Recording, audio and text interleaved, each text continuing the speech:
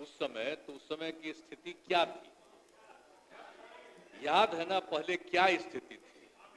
शाम में कोई घर से बाहर नहीं निकलता था। मत करिए, नहीं, शांति बनाए रखिए, शांति बनाए रखिए। अरे सब बच्चे हो, क्या पता है आप लोगों का? कुछ पता है? जरा प्रेस वाले से पूछ लो। शाम के बाद में आई बच्चा है, इसका क्या जन्म हुआ था? कुछ है?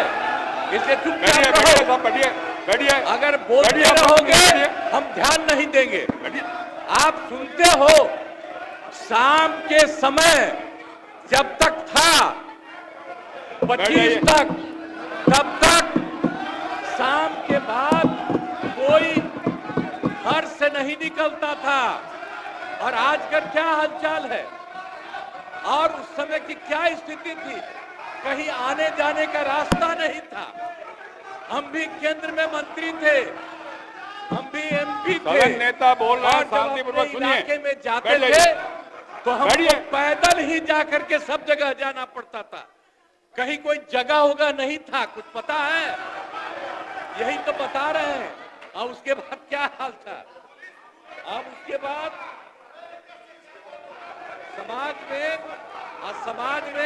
समाज में कितना विवाद होता था।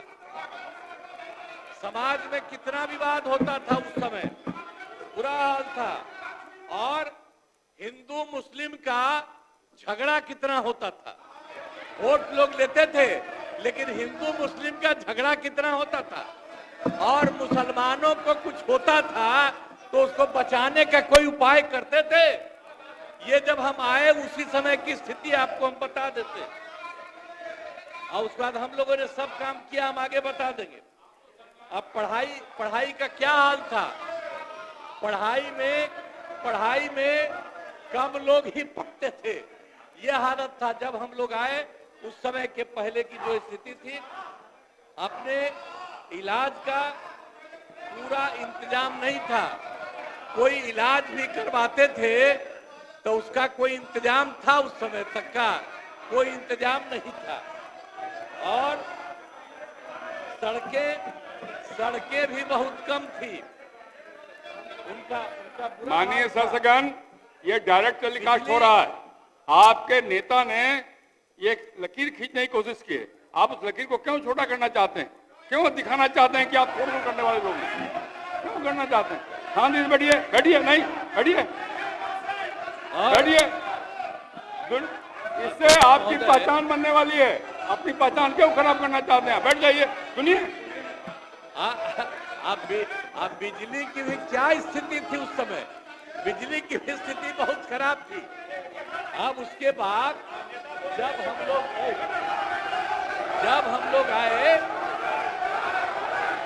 लोग आए तो हम लोगों ने अब किसी प्रकार का डर एवं भय का वातावरण नहीं है। राज्य में प्रेम, भाईचारा और शांति का माहौल है।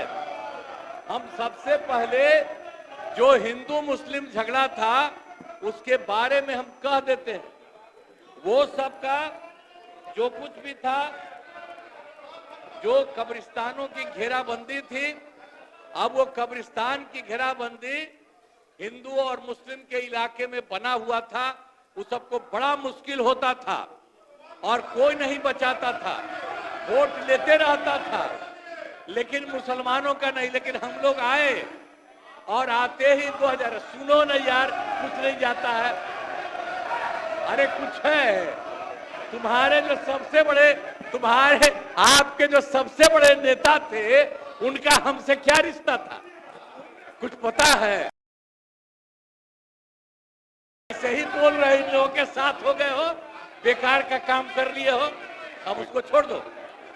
हम अब यही कहना चाहते हैं कि पहले जो हिंदू मुस्लिम का झगड़ा था, हमने सबको, और हिंदू मुस्लिम का, और जो हम बता रहे थे उसका जो जगह था और उसमें दिक्कत होती थी, हम लोगों ने 2006 में ही उससे बात किया कि आपकी ये जगह कितनी है। उन लोगों ने लगभग हम लोगों को हमको बताया था 8,000 से थोड़ा ज्यादा कब्रिस्तान की घेराबंदी, और उसका हम लोगों ने पूरा का पूरा घेरा करवा दिया। और अब उसी समय से हिंदू मुस्लिम का कोई झगड़ा नहीं हुआ। और ये लोग झगड़ा करते थे, और ये लोग कोई बात करते थे, अरे भाई हम तो एमएलए थे होकर के एमपी होकर हम चले गए थे, और उस समय भी यहाँ जो था तो वहां मुसलमानों के साथ क्या हो गया था। अब वहां पर जब हम जा रहे थे, 5 में घूम रहे थे, वहां के मुसलमान, हाँ भागलपुर, वहां का सब मुस्लिम लोगों ने हमको कहा कि साहब इतना पहले झगड़ा हुआ और ये लोग भी 15 दिन रहे हैं, ये लोग भी कुछ नहीं किए। और उसके बाद जैसे ही हम आए वैसे ही हम लोगों ने वहां के बारे में एक एक चीज को देख लिया, और जो गड़बड़ किया था उसको पकड़ करके उसके खिलाफ एक्शन हुआ। और जितने मुस्लिम परिवार के लोग वहां पर थे, उनको दिक्कत थी, उसको हम लोगों ने पूरा मदद किया। और उसके पहले आपको बता रहे हैं, जो हम लोगों ने 80 से ज्यादा 8,000 से ज्यादा कब्रिस्तान की घेराबंदी की, और उसको कोई झगड़ा नहीं। और उसके बाद भी उन लोगों से हमने पूछा कि आपका जो इस प्रकार का था आपने बताया, हमने कर दिया, आप कुछ और बताइए। तो उन लोगों ने 1227 के बारे में बाद में बताया। तो अब उसमें भी हम लोगों ने 746 तो कर दिया है, अब बाकी हो रहा है। अब इसी साल लगता भी बाकी काम